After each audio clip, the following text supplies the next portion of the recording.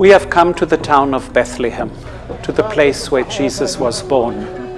Let us remember Bethlehem, beit, lehem, the house of bread, or in Arabic, beit, lehem, the house of meat.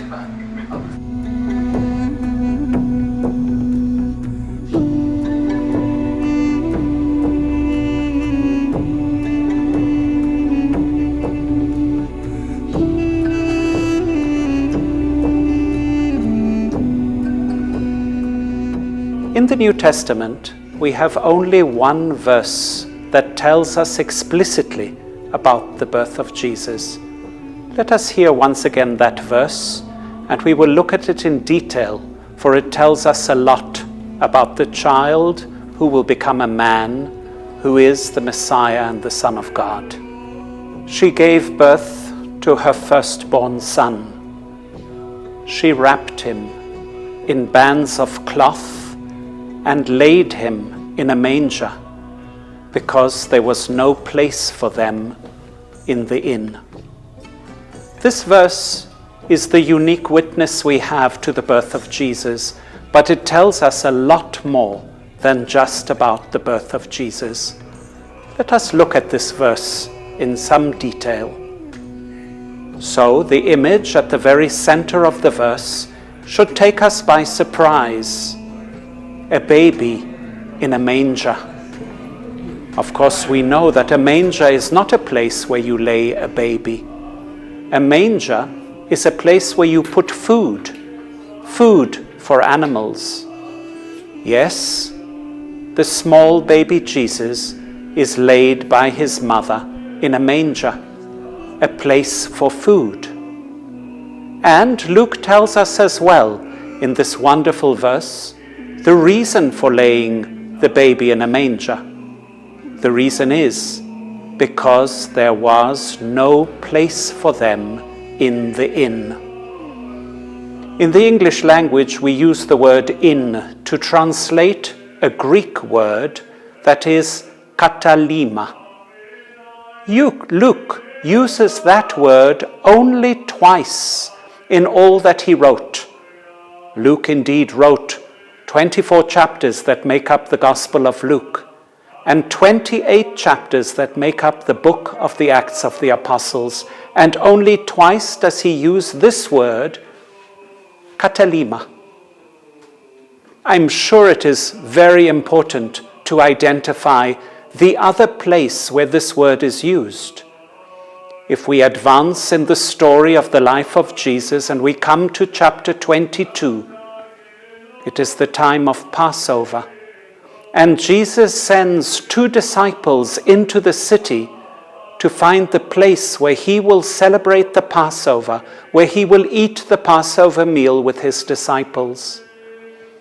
In chapter 22, verse 11, Jesus says to his disciples, "Go into the city and find the master of the house and ask him, where is the katalima that has been prepared for the celebration of Passover?"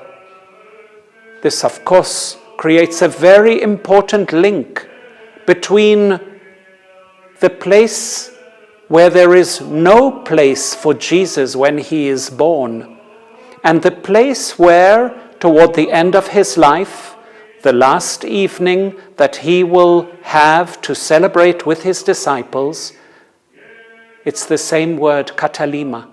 It is in the katalima that he will take the bread and say, "This is my body." He will take the cup and say, "This is my blood." No place when he is born, and so he is placed in a manger, a place for food. And at the end of his life, in the katalima, he will give for the world his body and blood as food. Let us now look at the prophetic actions of his mother Mary. Let us remember that Mary is the name of a prophetess in the Old Testament, the sister of Moses. And here the new Mary comes and does 3 prophetic acts. she gives birth.